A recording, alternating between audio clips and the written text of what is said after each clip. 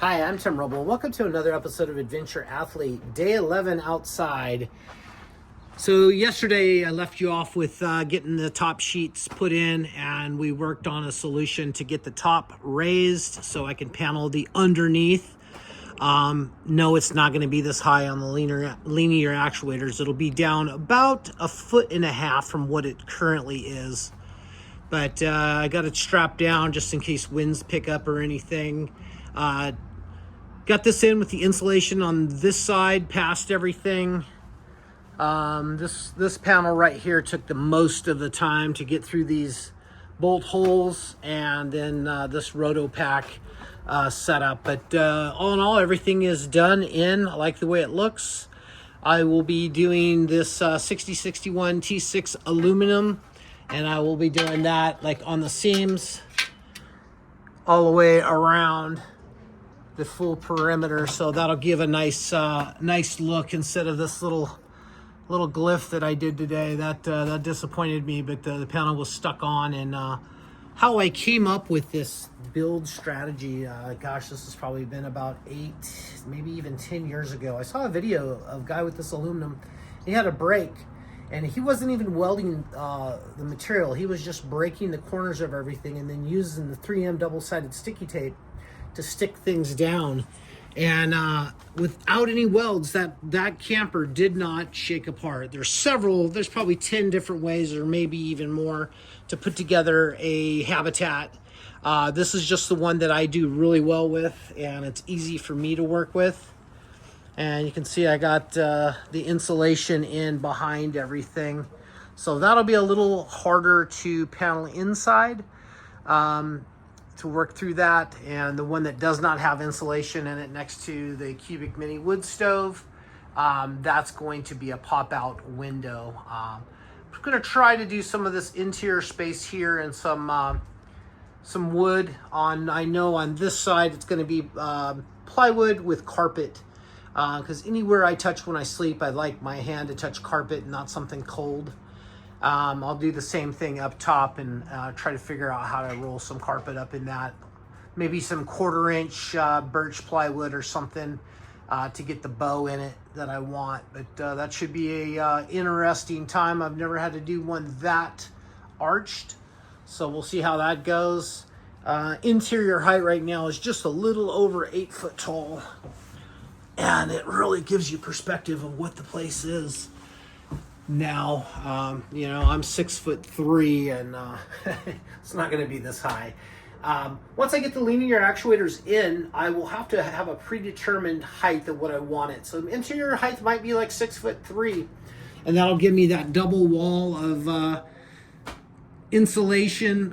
Things will sit lower, look a little bit better, and we'll go from there. But yeah, this is so far my construction technique. I will take the Sikaflex 291, and I will go around all the seams that I can get to and fade those to make them watertight, to include the roof.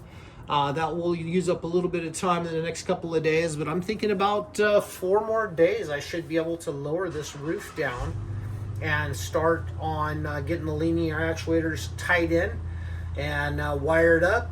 Once everything is in place, then I can put the solar on the roof and get that coming down, making this make power, which always makes me feel good. I have committed to go into King of the Hammers this year, so I'll be leaving on the 18th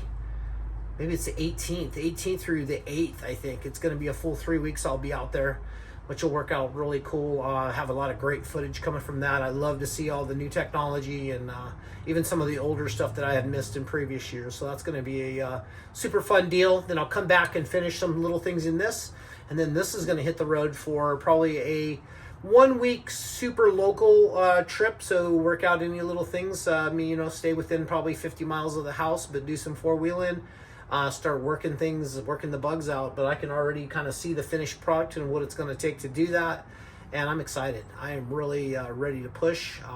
We're going to go have dinner tonight, get to bed at 9. I'll be back up at 6, and I can come out here and start doing Sikaflex and start putting in insulation and stuff and be quiet. Been super loud this last bit. This aluminum stuff is it's a loud process. you know, you're using a die grinder to cut it, or cut off wheel on a 6-inch disc on a 4.5-inch Makita or Milwaukee. I get those two confused because I own about 3 different brands, but that's what I use for that. But yeah, we're going well. The top seems to weigh about 300 pounds ish. We worked it up, me and my son, got it up and in place, and I feel like everything's going as planned or better. I'm looking forward to, like I said, the linear actuators and getting this thing a height set. That's where I was going with this, because as you can see, there's not going to be there's going to be open air basically with this, and you know that this is probably going to be somewhere around, I'm going to say, I don't know, maybe a foot or so, because I think we're going to come down a full 18 inches from where we are now. So that's going to be super close. And then the front, and that's why I've stepped this corner, because I'll do this one so this lays down onto the bed on hinges, and then this one will lay down over those. So when you get to where you're going, you'll put the front up first, put the sides up, and then you'll put it down in place, and that'll actually hold it to where it needs to be.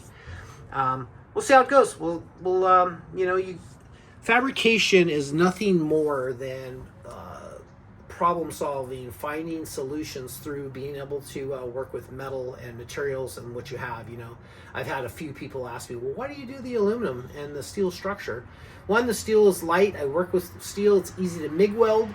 And I feel like steel is way more ductile than aluminum. Aluminum framework becomes brittle. It's going to shake down the road. It's going to go down the road and going to do little things. And you know, a 1010 mild steel, even a 1018, has a lot of ductility in it, and that will allow things to flex a little bit. These side panels are 5052, which is a softer aluminum, and then the harder aluminum will be the rub rails and everything on that. And I still haven't figured out how I'm going to do this arch in the aluminum. I'll have to obviously shape the top and then make a template on the other side, and then I'll have to weld that into the L bracket look. But I think that'll be good, and that's just an extra, you know, extra piece of insurance that you're not going to have a leak. You know, physically, there's not really a whole lot of places for this thing to leak other than the sides and the seams, and then that's handled with the Sikaflex once again. So questions and comments you guys have on anything, even tips and tricks. I really appreciated John Tripp reaching out, although I'm kind of that guy that was already down the process that didn't do it. But yeah, it would have been neat to roll a little bit of bow in these stringers up top. Not needed for anything else other than it just would have added a little cool factor to it to me, like just that extra touch. And when I'm doing something like this, I kind of like to do the best product I can. And like I was saying with the welds, a lot of these welds you're going to grind off, and it's a great opportunity for you to practice your welding, me to practice my welding. So welding is something you could never be good enough at, in my opinion. And as you get older, your eyes start going a little bit, and that's kind of the thing. So questions, comments, hit me up down below. Once again, I will do a link to my Amazon store down below. If you haven't subscribed, love to have you as a subscriber. We got a super busy 2025 coming up with King of the Hammers. This going out for its initial 5-day test, and then bikepacking Catalina, the Arizona Peace Trail, camping off the 890 rally. So a lot of neat things coming up, and still adding to the schedule right now, so I'm super stoked on that. That's going to be it for now, guys. Thank you so much for watching. Time to get the shower and get out of here. Catch you here next time.